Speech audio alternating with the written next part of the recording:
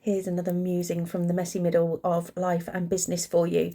So I watched a reel today that made me cry. A dad was standing with his 2 children and they were asked to step forward if a certain thing had happened in their lives.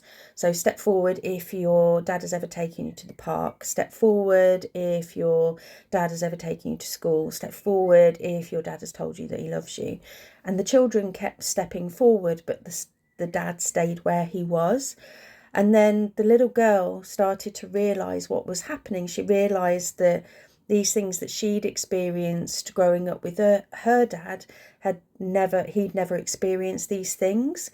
And then in the end she was crying and she ran back and hugged him. Now, I don't know whether this video was staged, completely genuine, but it made me think, made me muse, hence why they're musings, because so often we don't see the work that goes into changing a story like that. We just see the outcome. We don't see the difficult conversations, the self-reflections, the healing, the moments where, you know, that dad effectively consciously chose not to repeat what was modelled to him.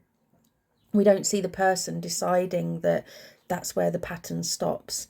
And that's one of the reasons why I'm so passionate about the work that I do, because when someone heals, grows, or changes a pattern, the impact rarely just stops with them. It ripples into their families, into their friendships, into their workplace, into future generations.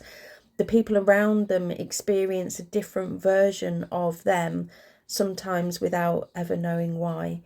And perhaps that's one of the most meaningful things that any of us can do, is not just change our own story, but change the stories that come after us. So I'm curious, what's one pattern you've consciously chosen not to pass on? And if there's a pattern in your life that you're ready to untangle, leave me the word untangle below and let's get started. And if you enjoy these reflections on mindset, beliefs, healing, life and business, feel free to follow along for more musings from the messy middle.